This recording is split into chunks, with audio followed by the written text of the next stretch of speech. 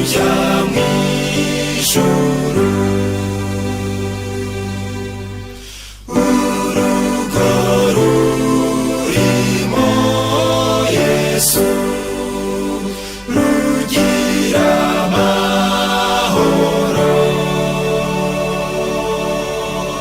Abana biga kuvuga bahoye izina rye.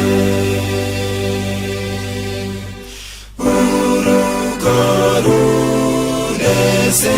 runezerewe bahora basenga.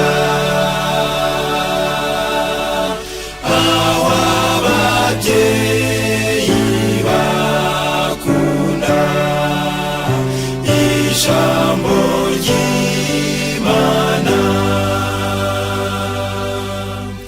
Mukiza afashe ingo zacu